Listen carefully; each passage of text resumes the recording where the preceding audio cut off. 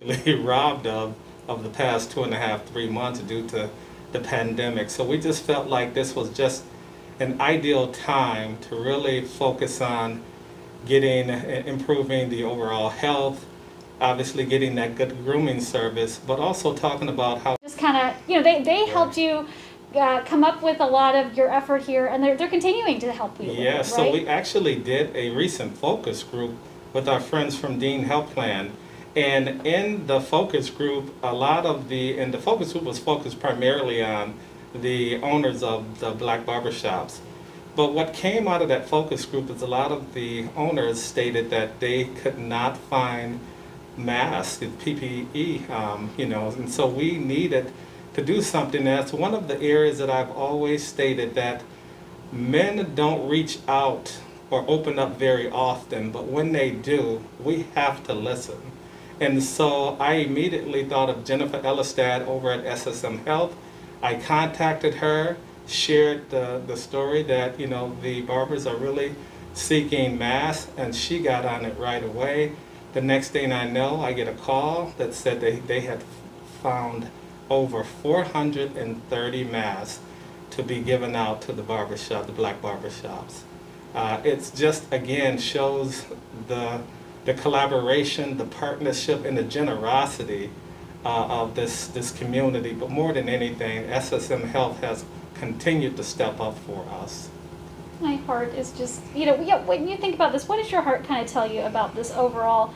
Everyone's gone through so many stressors. You see these people giving back. It's just got to bring you so much joy to. Yeah, being a former police officer and obviously looking at what's planned out before us, this is a really tough time that we have to be better at listening to one another, not judging one another, but also understanding that folks are really in pain. And anything that we can do to lessen that, even if it's making a policy changes and shifts on how we deal with things, I think this is that time when people say we're dealing with two pandemics, racism and COVID-19. We're in a very challenging time, but this is also a time to make changes for this new normal that's coming. Absolutely, and you are going to be right at the forefront of making the right changes for the community.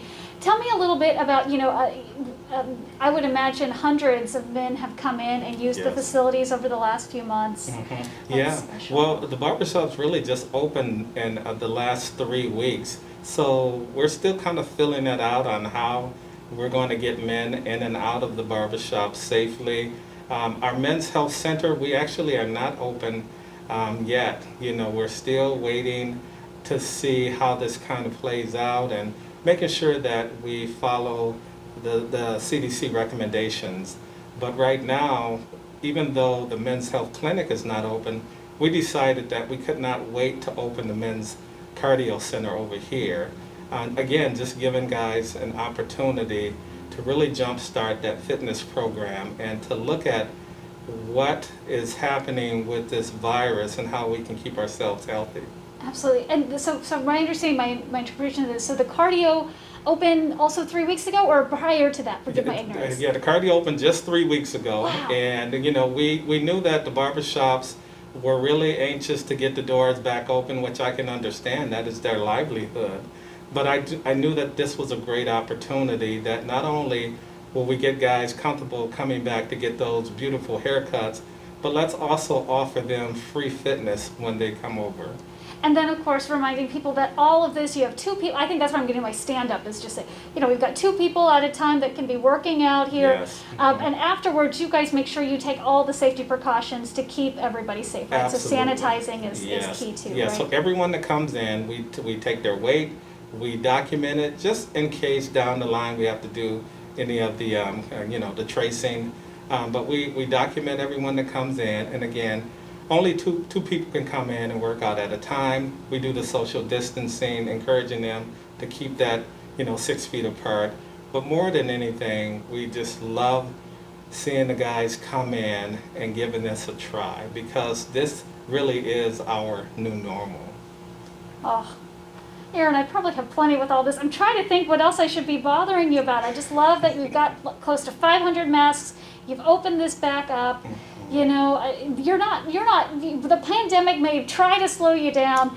Right. It's not slowing you down one bit. No, no. You've gotten creative to Yeah, really this come back. really is, the sad part about this is many lives are lost, but also we know that given everything that we're seeing, this really is an opportunity for us to get ourselves back on track, get our health together, and really focus on what this new normal would look like for all of us. This is an opportunity as well, given all of the sadness that is happening around us. We can't take our eyes off of these opportunities that exist as well. Absolutely. Right back to this whole thought, it breaks my heart hearing this, but I know this is just how the sign of the times is that, you know, the PPE is so hard to find right now. Yes. Is that at all, I mean, you know, JP might be able to talk to this a little better, but, you know, are you guys still struggling to find those masks, to find those things right now? Yes, the masks are very difficult to find. And right now, the way it works is that everyone that comes into the barber shop has to have a mask on. That is just the protocol.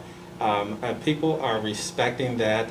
And having these donated masks, we have ensured ourselves that all of the black barbershops will, at the bare minimum, be able to provide clientele that show up without a mask.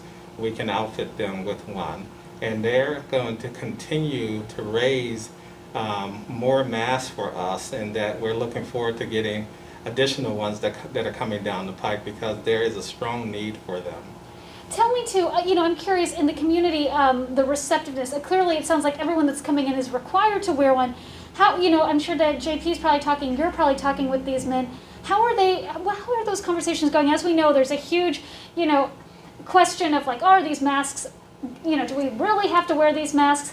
Are those questions coming up in conversations, courageous Yes, conversations yes. that you're having? You know, again, we go right back to following the CDC recommendations. They have been spot on with their evaluations on what this will look like 1 month from now, 2 months from now. And so we put that information in front of our men.